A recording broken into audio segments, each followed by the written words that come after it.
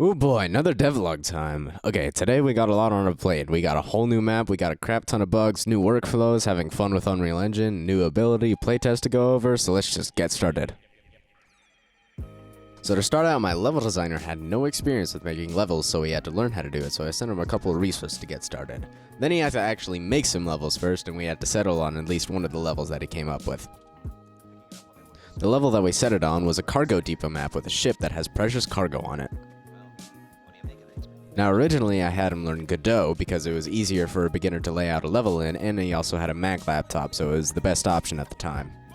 But not only did he design the levels, he also modeled a couple of things to give the map a little flair in the early stages. The problem was, using Godot and having these nice models is when I try and texture them in Blender to get them game ready, I have to deal with this. So he had to switch to Blender. Now the cargo map had to be recreated in Blender in order to make it functional, so we got to work replacing the block out from nasty Godot cubes with nice full Blender cubes. Slapped some textures together and now it looks a bit prettier than some gray geometric shapes. Currently the shape of the map is still in progress and it could definitely be more conducive to a tactical shooter like this one, but for now it's a start. Now, onto the equipment system. Please refer to the first devlog for how the equipment system works. Now, to start, the equipment system is a little more complicated than the inventory, because the inventory, anything that your items do, you can only use them once you're holding them. Otherwise, they're useless. In contrast to the player's equipment, whenever the players enter the game, all the equipment is active. And in order to implement that kind of system, I used an actor component to easily separate my code. When the player is spawned in, the equipment component receives the equipment data and interprets how the piece of equipment should work. In the equipment structure, there is a string that tells the equipment component what the equipment piece does and how powerful the effect is. Most of the anguish over the creation of this system was getting it to work over network, as is with making multiplayer games.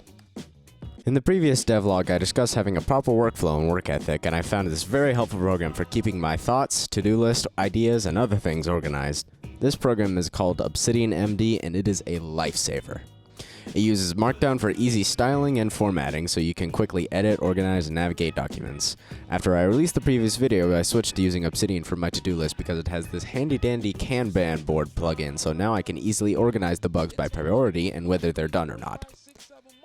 I am also using it to store future ideas for the game.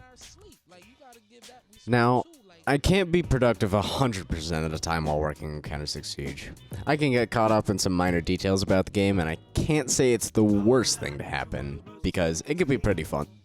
For example, I spent about an hour one time making it so you can see the other player models looking up and down, and I got distracted playing with the different ways I could animate it. And on another occasion, I spent plenty of time playing around with blood particles and made it so everything is made of flesh. Now you may think that these are distractions and aren't really worth the time if you are a workaholic like I was, but I will have you advised, these moments are important for learning and not burning yourself out. Trust me, I have experience. These moments are what keep game development fun and interesting for me. Because the second you just work on your game for extrinsic motivation explicitly is when things start taking their toll on you. So please, treat yourself properly. Praise be thy healthy work habits. Now on to flashbangs. They're cool, right? The creation of the flashbang was rather simple. The biggest challenge was finding the proper method to do it, because it's pretty easy to get caught up in all these complicated methods of blinding your players. There are all kinds of ways to do it, like doing vector calculations using the dot product, but that's for nerds and for people who have the time to do that. So instead I just shot a line to detect if the flashbang can see the player, and then used this bit of code to tell if the flashbang is on the player's screen. No goofy flashbangs here, no. Let's see what I'm forgetting here. Oh! You know, a game about defusing a bomb, it's pretty important to have a bomb in the first place, right? I put off making the bomb because of the simplicity of the mechanic and the importance of including other things, so it took me a while to get around to it. Starting out, I made a cube, and the cube knows when players are in it. The cube scans the player's hands for the bomb, and if they have the bomb, the player can plant it, otherwise the player can't. The bomb was pretty simple as well. It's just left click to interact, stop the player, change the timer. Now, not only did I add pretty essential feature of the bomb, I also made crosshairs because they're quite helpful for aiming. Ain't that a concept?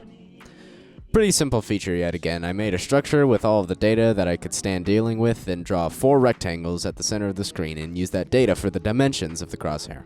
Do some fancy division and addition, and then boom, we got multicolored addition symbols in the center of our screens. I also added a recoil system, so every gun is not like a space laser that beams directly wherever you shoot it, because surprisingly, explosions are pretty hard to control with your hands. I'm actually pretty proud of this system because it gets a little fancy. In Unreal Engine, there are these neat little assets called curves. They can be linear, 3, or 4-dimensional. If you know a bit about linear and polynomial functions, this is essentially a fancy version of that, except without the annoying math. You can put in a number, and a number comes out. And in the case of a 3-dimensional curve, there are 3 numbers that come out. I used these curves for the recoil system so I could easily control the recoil pattern and have it be predictable and learnable. Whenever the gun is fired, a number that's always between 0 and 1 is increased the more you fire. There's a cooldown that decreases after you're firing, then this number gets sent through the curves and the values are returned, and then sent as the bullet offset to the gun.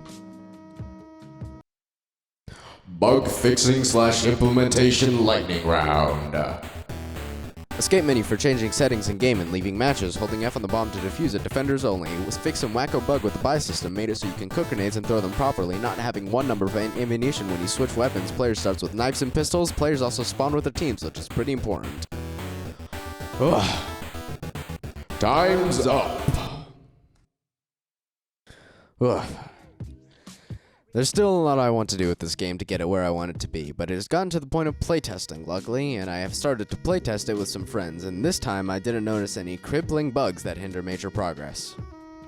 It's been a while since I started work on this game, and I'm very excited for what the future holds, but it's still hard. The main problem I'm facing now is each time I do a playtest, there's some new minor bug that I forgot because it was either some temporary testing feature or something I forgot to implement. So we got people going the speed of light because it was figured out that you can stack equipment pieces no matter what it is, and you can have an infinite amount of speed boots on. Oh my lord, that was so much stuff. Feels like I got a lot done, but it also feels like I did nothing. But thank y'all for tuning in this time, and I hope y'all have a great winter season. Love you. Bye.